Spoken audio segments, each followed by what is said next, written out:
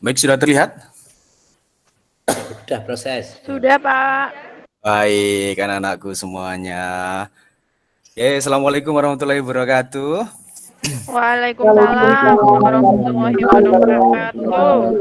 Gimana kabarnya? Sehat semua ya? Sehat, Pak. Sehat, Pak. Baik. Baik, pada kesempatan pagi hari ini, biar kita menambah keberkahan nanti ya, mendapatkan ilmu yang bermanfaat. Silahkan dipimpin doa, Pak. Dipimpin doa oleh ketua kelas. Saya, Pak. Mas Haji. Oh ya, silahkan Mas Haji. Tanpa disuruh langsung angkat tangan. Ini tanda-tanda di tempat siswa duduk siap prestasi. Di tempat duduk siap gerak. Berdoa mulai. Selesai. Pada Pak Guru, hormat gerak. Selamat pagi Pak Wahyudin. Ya, selamat pagi anak-anakku semuanya. Baik. Pada kesempatan pagi hari ini kita akan mempelajari mengenai tentang keramik ya, tentang keramik. Namun pastinya anak-anakku ada beberapa yang belum mengetahui keramik itu apa. Ya. Nah, pada hari ini kita akan coba kita pelajari keramik, kemudian jenis-jenis keramik itu apa aja, nanti kita akan pelajari pada kesempatan pagi hari ini. Baik, hari ini hadir semua ya? Hadir semua, Pak. Tidak perlu Bahin sebutkan satu-satu, yang penting kanan kirinya dilihat. Kalau sudah hadir semua, nanti Bahin akan tanda tangan. Baik, selanjutnya, dari tadi kan banyak ya, bilang ada yang belum sarapan dan lain sebagainya. Nah, ini saya tunjukkan foto apa ini? Ada yang tahu? Soto, Pak. Soto, Pak. Makin lapar, Pak. Iya, soto ya. Soto. Baik. Keramik, Pak. Mangkoknya Pak Kane. Baik. Anak-anakku, dari gambar ini apa yang bisa kalian lihat? Soto. Apa kalian tangkap? Makanan Soto lagi. Sambal. Kecap. Soto, makanan khas, kecap. Oh, ini ya, banyak sekali ya. Tomat. Oh, mangkoknya, Pak. Mangkoknya warna putih. Oh iya. Nah, dari sekian banyak pendapat dari anak-anakku semua, ketika kalian makan soto, pasti yang kalian bayangkan hanya kenyang dan kenyang, ya kan? Karena tujuan kita makan soto itu pasti kenyang. Tapi pernah nggak anak-anak berpikir bahwasanya tempat yang dibuat untuk menaruh soto itu terbuat dari apa? Pernah berpikir seperti itu? Iya. Dari beling, Pak. Beling, Pak. Mangkok Terus? kaca. Mangkok kaca, terus apa lagi? Dari plastik. Pasti, iya benar. Oke, kita akan pelajari ya. Kita tidak akan mempelajari mengenai tentang pengolahan makanan tidak, tapi melainkan foto yang ada di depan kalian itu apa yang akan kita pelajari, gitu ya. Pertama, yaitu keramik. Oke, minta tolong dibacakan. Bu Nata, ada Bu Nata? Ada, Pak. Boleh minta tolong. Ya. Keramik adalah Keramik. kerajinan. Keramik merupakan jenis kerajinan yang dibuat dari pembentukan dan pembakaran tanah liat. Dah, Sehingga mengalami Cukup, Bu Nata. Oke, baik. Kita ambil kata kuncinya, yaitu tanah liat ya. liat. Iya. Bahwasanya kerajinan keramik merupakan jenis kerajinan yang dibuat dari pembentukan dan pembakaran tanah liat sehingga mengalami perubahan sifat. Nah, dalam hal ini perubahan sifat yang dimaksud ialah pada tanah liat itu sendiri. Contohnya, sebelum dibakar tanah liat itu cenderung memiliki sifat yang masih mudah hancur. Ya, masih mudah hancur, ketika kena air dia akan mengalami hancur dan lain sebagainya. Namun ketika sudah mengalami proses pembakaran, tanah tersebut sudah memiliki sifat atau berubah sifatnya. Namun setelah mengalami proses pembakaran, sifatnya menjadi lebih kuat. Namun sekuat-kuatnya keramik itu ketika kita banting mengalami pecah, gitu ya. Itu yang perlu kita pahami. Terus kemudian kita bicara mengenai tentang sejarah keramik, ya, sejarah keramik. sejarah keramik adalah salah satu hasil kerajinan tertua yang ada di muka bumi ya. Keramik ini sejak dari purbakala, keramik ini sudah termasuk benda yang tertua ya, benda yang tertua yang ditemukan oleh para arkeolog seperti itu. Hal ini dapat ditemukan dalam penemuan benda-benda purbakala yang tertanam di dalam tanah. Salah satu jenis benda yang ditemukan itu adalah benda-benda keramik berupa wadah-wadah suci, peralatan minuman, alat sesaji, dan lain-lain. Di samping penemuan benda-benda yang terbuat dari batu dan logam, ditemukan juga bentuk-bentuk figuran berupa manusia dan binatang. Artinya apa, anak-anakku semuanya? Kalau kita melihat sejarah keramik ya, kalau kalian pernah berkunjung ke museum, ada yang pernah berkunjung ke museum? Pernah. Pernah ya. Di situ pasti, kalau kalian pernah ke Sangiran, itu salah satu penemuan apa ya? Dekat rumah saya, Pak. Nah, kalau yang dekat rumah Museum Sangiran itu pasti banyak sekali juga. Selain penemuan dari fosil-fosil, pasti ada yang namanya sedikit banyak itu tentang keramik gitu ya. Itu kalau kalian cermati seperti itu. Terus, nah, ini adalah salah satu contoh penemuan benda purbakala berupa gerabah. Artinya apa, anak-anakku? Kita harus pahami betul bahwasanya keramik ini memang benda tertua ya, bisa dikatakan benda tertua sudah ada pada ribuan tahun yang lalu. Namun pada kesempatan kali ini kita akan mempelajari dulu, kita akan memberikan pengertian dulu bahwasanya keramik seperti ini, gitu ya. Oke, selanjutnya, nah sekarang kita akan bicara mengenai tentang jenis-jenis keramik. Sebelum ke jenis-jenis keramik, kalian pernah nggak melihat di sekeliling rumah kalian bahwasanya kerajinan keramik itu dipakai dalam kehidupan sehari-hari? Pernah nggak kalian menganalisis, melihat dan lain sebagainya? Pernah nggak kalian? Pernah ya? Buat godok jamu. Buat godok jamu. Terus? Sambal. Ada lagi? Ciri mutu. Kendi buat kendi. Ya benar. Jadi keramik sendiri itu dibagi menjadi dua. Yang pertama adalah keramik tradisional. Keramik tradisional adalah produk keramik yang berbahan utama tanah liat yang merupakan salah satu mineral silikat. Contoh dari keramik tradisional yaitu tungku, gerabah, kendi, cobek tanah liat, dan lain sebagainya. Nah, ini adalah contohnya. Masih banyak sekali ya contoh-contoh yang bisa kalian cari di internet mengenai tentang benda-benda keramik, baik itu tradisional maupun modern. Gitu ya. Oke, dari sini ada yang tanyakan terlebih dahulu, kira-kira? Pak, kalau lantai itu termasuk keramik nggak, Pak? Iya, baik. Lantai itu juga termasuk keramik. Karena apa? Kalau kita ulas kembali ya, keramik itu kan apa? Tadi pengertiannya. Tanah liat yang dibakar. Nah, tanah liat yang dibakar. Tanah liat yang dibakar sehingga berubah sifatnya. Nah, karakternya. Benar sekali. Jadi ubin, terus kemudian wastafel dan lain sebagainya itu termasuk keramik. Karena apa? Satu, bahan dasarnya itu terbuat dari tanah liat. Meskipun tanah liat jenisnya berbeda-beda ya, ada yang porselin, ada yang stoneware dan lain sebagainya. Dan lain sebagainya itu nanti tergantung jenisnya. Nah, karena tanah liat yang sudah diproses, dicetak, kemudian dibakar sehingga menjadi berubah sifatnya, makanya bisa dikatakan yang namanya keramik. Jadi pertanyaan tadi, ubin apakah keramik? Itu jelas keramik karena ada proses pembakaran. Iya.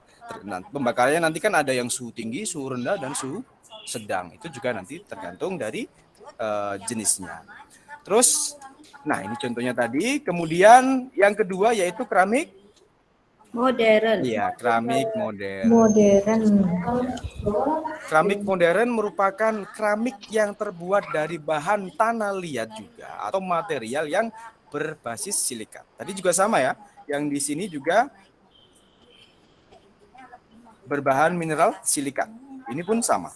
Tetapi dibuat dari paduan senyawa oksida 15 tertentu dan biasanya dihasilkan material sintetis yang tidak terdapat di alam.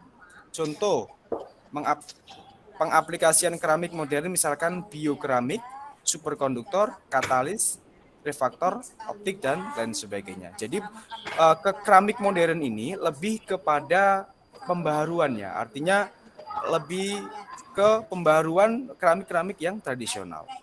Dan produk keramik itu tidak hanya berbentuk kendi dan lain sebagainya, melainkan bentuk-bentuknya sudah lebih ke arah ke kebutuhan di zaman modern ini.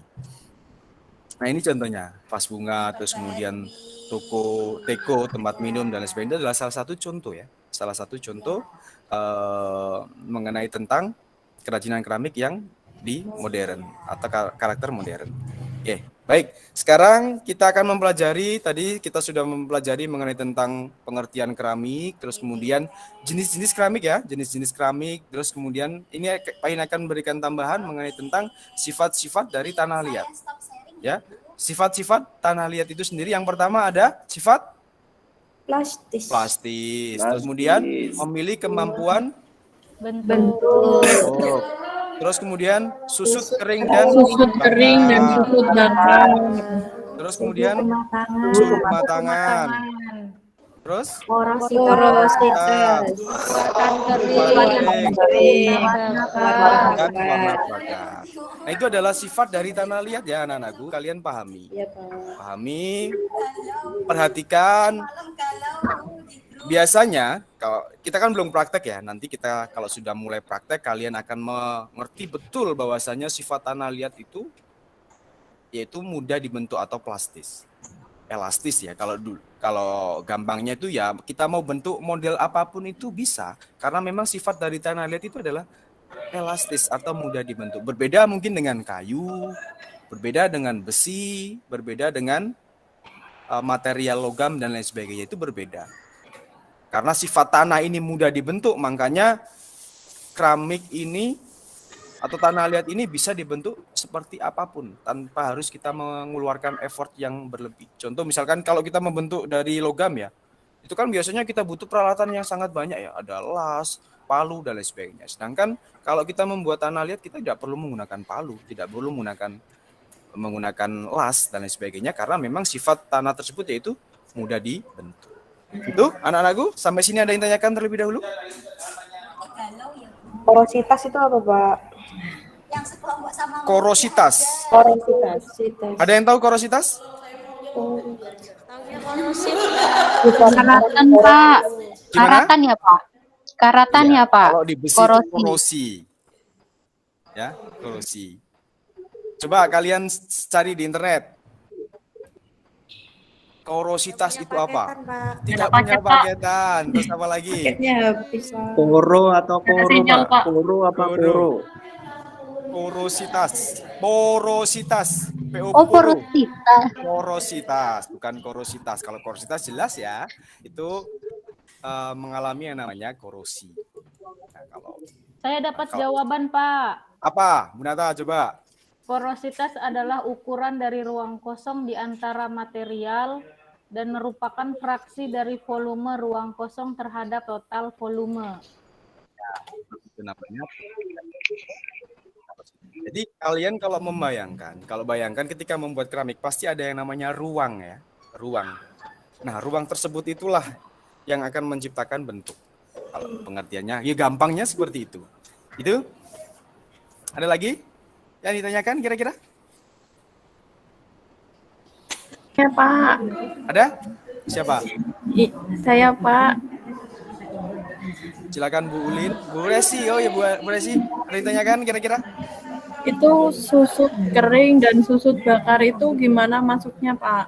Oke, kita akan jelaskan ya. Pak In akan jelaskan mengenai tentang susut kering dan susut bakar. Maksudnya apa? Jadi keramik ini itu akan mengalami yang namanya penyusutan. Ya. Misalkan contoh kita membuat vas bunga dengan diameter atau ukuran 50 cm misalkan. Ketinggian 50 cm. Nah, dalam proses, karena nanti ada proses pengeringan ya, dari pembuatan bentuk sampai ke proses pengeringan, itu pasti akan ada yang namanya penyusutan. Jadi ukurannya yang awalnya itu ukuran misalkan 50, ketika kering sebelum dibakar pasti mengalami susut menjadi bisa menyusut berapa sentimeter. Nah, itu namanya disebut dengan susut kering. Artinya setelah basah, kering, nah itu akan mengalami yang namanya penyusutan. Itulah sifat dari tanah. Terus kemudian susut bakar. Nah, ketika sudah kering itu mengalami penyusutan, kemudian dibakar pun akan mengalami yang namanya penyusutan. Makanya ketika membuat sebuah produk ya, kalian harus melebihkan diameternya. Jangan sampai kalian presisi atau ukurannya 1 meter ya udah 1 meter, tapi kalian tidak memperhitungkan penyusutan dan lain sebagainya. Itu kira-kira kalau susut kering dan susut bakar. Ada lagi? Cukup ya. Baik. Terus kemudian ini saya akan yang terakhir yaitu jenis-jenis pembakaran keramik ya.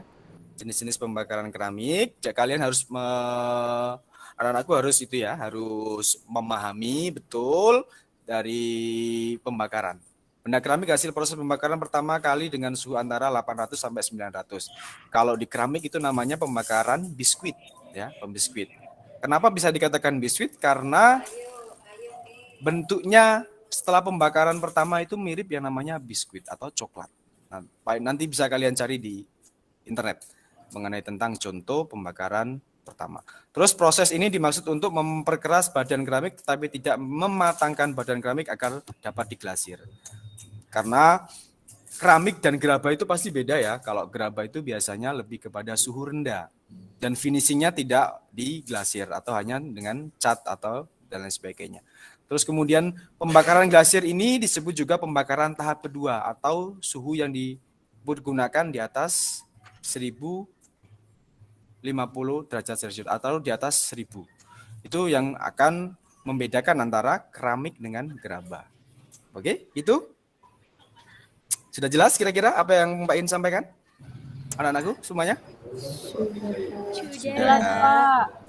Jadi dari apa yang sudah Pak In jelaskan, kalian sudah memahami ya bahwasanya yang bisa dikatakan keramik ini adalah ini. Kalian harus memahami itu. Terus kemudian keramik tadi dibagi menjadi dua, yaitu ada keramik tradisional dan keramik modern. Terus juga tadi kita belajar mengenai tentang yang ketiga tadi apa? Yaitu sifat-sifat dari tanah liat. Sifat dari tanah liat. Kalian harus pahami juga. Dan terakhir yaitu jenis-jenis pembakaran pada kerajinan kerang. Baik. Kalau tidak ada yang ditanyakan, minggu depan tugas kalian karena kita akan melaksanakan praktek, kita akan membuat desain terlebih dahulu ya. Kita akan membuat desain. Untuk apa fungsinya? Untuk menentukan apa yang akan kalian bentuk nanti di pelajaran praktek keramik. Begitu ya kira-kira? Iya, Pak. Sudah? Cukup jelas? Jelas. Jelas, Pak. Jelas, Pak. Jelas ya? Baik. Jelas, Pak. Kalau sudah jelas, harapannya dari pembelajaran kali ini kalian mendapatkan informasi mengenai tentang keramik seperti apa dan sifat-sifat tanah liat seperti apa, dan kemudian bisa dikatakan keramik itu dengan proses-proses pembakaran suhu-suhu yang tertentu itu juga kalian dapatkan pada kesempatan kali ini. Oke, Pak In ingatkan kembali minggu depan jangan lupa untuk membawa kertas atau buku sketchbook untuk kita melakukan proses pembuatan desain. Oke, kalau tidak ada, boleh minta tolong ditutup dengan doa, Pak Aji. Baiklah, untuk menutup pelajaran pada pagi hari ini, kita berdoa menurut agama kepercayaan masing-masing. Di tempat duduk, siap, gerak, berdoa mulai. Selesai. Salam buat Pak Guru. Selamat pagi, Bapak. Terima kasih, Pak. Baik, terima kasih anak-anakku semuanya. Thank you. Sampai ketemu minggu depan. Sekian. Assalamualaikum warahmatullahi wabarakatuh.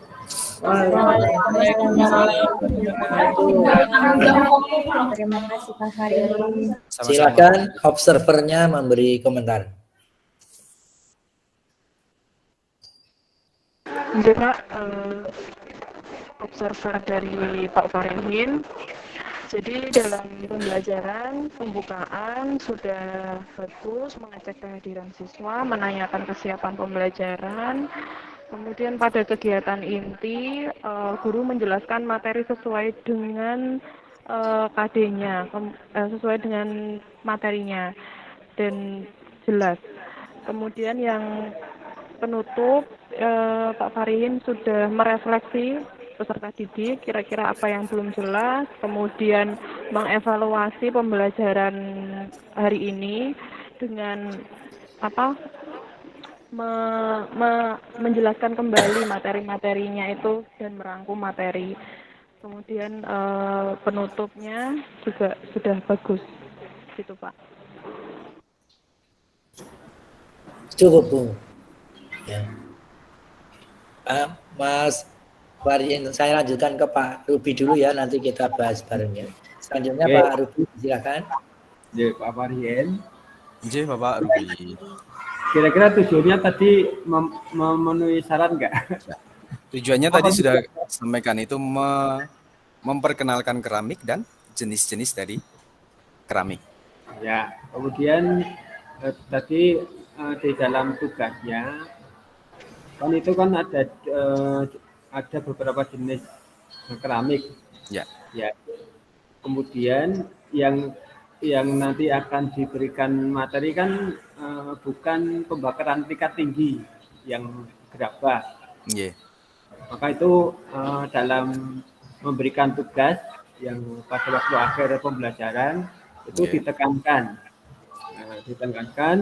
itu yang anak-anak yang pada waktu nanti membuat yaitu benda ini yang pembakarannya adalah dengan suhu sekian karena berupa gerabah untuk yang akan dibuat tugas. Kemudian juga kami menyampaikan setelah penekanan kemudian memberikan tugas sehingga tugas yang akan datang pasti tahu tentang hal-hal yang akan akan dipraktekkan. Oke. Kalau suaranya sudah sudah keras tapi sudah oke. Hanya penekanan berkaitan dengan tujuan. Kemudian metodenya apa nih? Saya metodenya 5M, Pak. Oke, Pak. Menanya, mengasosiasi, mengkomunikasikan. Namun Tadi, tidak semua gimana, Pak? Tadi menyampaikan 2 atau 3? Kami tadi 2, Pak, ya, 2 sampai 3 kalau nggak salah. Menanya, mengkomunikasikan, dan tadi yang terakhir itu apa? Saya lupa ya. Karena keseruan ngajar jadi tidak memperhatikan. Sudah, mudah-mudahan yang metode-metode yang sudah disampaikan betul-betul nanti dicermati, Pak. Oke, itu dari kami. Mohon maaf, Pak Farihin. Oke, baik Bapak Ruby. Sama-sama. Terima kasih untuk masukannya. Baik, terima kasih. Saya menambahkan beberapa hal untuk Pak Farihin dan teman-teman yang lainnya. Pak Farihin mengajarnya bagus, mengajar loh ya. Mengajarnya bagus, tapi bagaimana menggeser mengajar dari membelajarkan, ya, teaching menuju learning, ya. Teaching center menuju student center yang diperhatikan betul. Ya. Terus di pendahuluan, kalau saya mengikuti tadi belum menekankan pada tujuan. Untuk apa kita nih ya? Kalau persepsinya udah bagus, ada soto karena semua lapar dari lihat makanannya, semua yang dilihat makanannya tidak wadahnya. Itu. Jadi nggak apa-apa, itu menjadi daya tarik tersendirinya. Penekanan di tujuan. Kemudian yang kedua, ini untuk semuanya di kegiatan inti memang belum nampak ini menggunakan metode apa atau model apa ya. Kalau ini saya menyimpulkan ya metodenya ceramah ya. Itu belum saintifik 5M. Kalau 5M kan mesti harus menekankan apa literasi ya. Mari kita mengamati. Yang diamati apa? Misalnya tayangan Bapak Ibu guru. Ya, kita langkah mengamati. Misalnya diberi waktu berapa menit ya, tidak usah nyebut waktu ya, tidak usah. Tapi punya gambaran waktu ya. Waalaikumsalam warahmatullahi wabarakatuh. Terus nanti suruh nyatat ya, temuan masalahnya apa, kesulitan belajarannya apa. Nah, itu kan menjadi menanya gitu. Ya. Kalau dalam konteks ini itu paling hanya sampai menanya, kemudian yang terakhir di penutup mengkomunikasikan. Ya dikomunikasikan apa ya, temuan masalahnya itu gitu. Iya, Pak. Belum sampai terpecahkan, itu belum muncul. Gitu. Kalau ini muncul ini bagus gitu. Ya. Siap, Pak, siap. Itu saya beri masukan supaya nanti lebih lengkap. Terus di penutup ya ada pesan dan seterusnya itu. Terus sebagai refleksi itu ya. Saya selalu kaitkan tujuan dengan refleksi ya. Tujuan itu adalah membuka pintu hati, pikiran para siswa bahwa akan mempelajari ini. Ya untuk apa nanti kehidupan kedepannya kan gitu loh. Refleksi juga begitu. Refleksi sebagai jawabannya. Kita mensyukuri pertemuan hari ini adalah membahas tentang keramik ya. Kita syukuri ya, kita sudah mengenal sebelum 20 menit sebelumnya kita tidak kenal yang namanya keramik, korosi dan seterusnya. Setelah mempelajari itu dapat tambahan pengetahuan itu. Nah, terus untuk apa pengetahuan ini dalam kehidupan kita sehari-hari itu kan lebih enak, nyaman gitu loh ya. Lebih enak, jadi ada penekanan yang memang seperti mendorong dan mengharuskan anak untuk memahami materi itu sampai bisa menerapkan dalam kehidupan sehari-hari ya. Nanti kalau beli soto atau bakso itu dia bisa menyebut ini mangkok, ini keramik, apa melamin, apa gerabah, apa logam seng ya. Umumnya kalau beli soto sama bakso pasti mangkok dari tanah liat ya, atau porselin ya. Jadi tanah liat, porselin kan sama, biasanya hanya jenisnya yang beda. Saya belum pernah jajan soto kok pakai apa namanya? Plastik ya, Pak. Plastik masih ada. Ya karena dikemas itu loh, masih ada. Tanah liat, tanah gerabah maksudnya. Gerabah ya, Pak. Nah, gerabah jarang, walaupun ada soto batok dan seterusnya ya. Yang gerabah jarang. Tapi kalau dawet masih ada, ya. Itu. Ya. Itu saya kira penekanan dari saya untuk Pak Farihin ya. Jadi ayo belajar menerapkan model pembelajaran. Di kurikulum 13 sudah menggunakan model. Di kurikulum Merdeka Belajar juga model yang ditekankan project based learning. Silakan mau menggunakan model yang lain apa. Harapan saya pesan kepada Bapak Ibu, gunakan berbagai model itu untuk belajar. Ya. Nanti untuk membedakan, nanti mana yang paling cocok. Ya. Kalau memang project membuat produk, yaitu gunakan PJBL. Kalau produknya hanya ringan, pengetahuan, misalnya hanya sampai sket saja, itu bisa problem gitu. Ya. Kalau sederhana sekali bisa discovery. Tetapi kalau pemecahan masalah ya inquiry gitu loh, ya.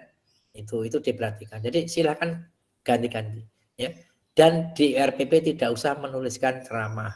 Karena ceramah memang digeser untuk saintifik ya, sehingga mengurangi ceramah supaya yang aktif itu peserta didik. Jadi nanti di RPP walaupun tidak di sini saya sarankan tidak usah ditulis. Dan menuliskan metode itu sedikit saja, ya. Diskusi gitu saja boleh. Kalau metode saintifik pasti pasangannya diskusi. Ya. Misalnya diskusi dengan penugasan sudah komplit sebenarnya ya. Tidak usah banyak-banyak gitu. Itu dan untuk hari ini saya dengan Pak Ruby kelas terakhir ya di ini karena saya besok pindah di kelas lupa saya mungkin kelas A kelompok berapa itu saya agak lupa ya. Jadi sudah tidak ketemu. Jadi setelah ketemu saya dan dosen-dosen yang lain, jadi saling mengisi, saling melengkapi. Karena saya memang bidang saya di pembelajaran, di kurikulum, sehingga mungkin saya lebih detail membimbing, mengawasi Bapak Ibu dibanding dengan dosen yang lain. Dan harapannya ini semakin detail-detail ini menambah wawasan banyak terhadap Bapak Ibu. Tapi kalau nanti hanya lewat-lewat gitu saja kan, ya nanti dikira yang salah yang salah tapi dilewatkan itu menjadi benar itu loh. Saya takutnya itu ya. Kesimpulan saya semua mengajarnya bagus ya, terus bagaimana mengajar teaching bergeser menuju learning. Bergeser itu dari persentase yang 10%, 20%, 30% dan seterusnya gitu loh ya. Sebenarnya kalau Bapak Ibu itu menerapkan metode ilmiah yang sesungguhnya itu lebih ringan mengajarnya karena yang aktif siswa, Bapak Ibu hanya fasilitator gitu loh. Asal jelas ya, step by stepnya itu jelas. Misalnya kalau saintifik 5M kan sudah jelas. Mengamati, yang diamati apa? Misalnya video kan sudah tahu. Bapak Ibu kan tidak ngomong nyetel video. Anak suruh mengidentifikasi udah. Misalnya berapa menit. Setelah itu masuk langkah menanya misalnya. Menanya, Bapak Ibu kan cukup tanya, apa yang kalian temukan dalam video itu? Misalnya kalau ditulis, tulis. Ya. Dan nanti suruh mengkomunikasikan kan enak. Lah. Ya, daripada di Bapak Ibu guru terus yang ngomong kan lebih capek gitu. Gitu. Ya seperti ini. Seperti ini kan Bapak Ibu yang karena mengajar ya, sambil mengajar saya mengamati terus menemukan kunci-kunci ya, yang inti-inti yang harus saya bahas, yaitu saya lebih banyak membahas kekurangannya. Ya, kelebihannya banyak sekali di sini. Tidak saya singgung karena kelebihan sudah menjadi milik Bapak Ibu. Ya. Tetapi kekurangan kan harus diminimalisir gitu lah maksudnya. Ya. Itu. Makanya kesimpulan saya semua mengajarnya bagus gitu. Ya. Itu. Tapi bagaimana mengajar menjadi membelajarkan ya. Itu. Saya pun sampai saat ini juga masih terus belajar tentang itu ya. Itu. Mungkin kalau ada pertanyaan.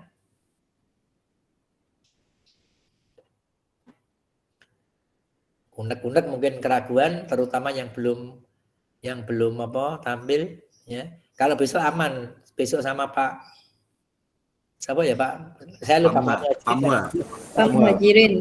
Aman. Jadi tidak ada yang seperti saya sampaikan tidak ada luput ya. Makanya saya sampaikan ya. Ya.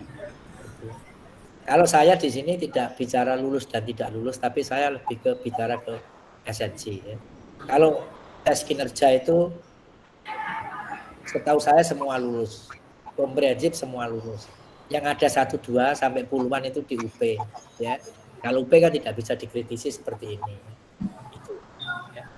Kalau tidak ada, mungkin hari ini saya akhiri sampai di sini karena saya juga masih harus mengajar. Saya sekarang dari rumah ini harus menuju ke kampus, nanti masih ada ngajar 2 kelas. Ya. Sampai di sini bilang masih. Sekian, terima kasih. Assalamualaikum warahmatullahi wabarakatuh. Waalaikumsalam. Terima kasih Pak.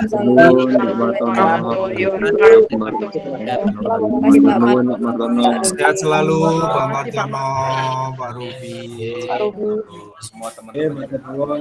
Kalau mau diskusi silakan. Ya. Tapi saya pamit dulu ya.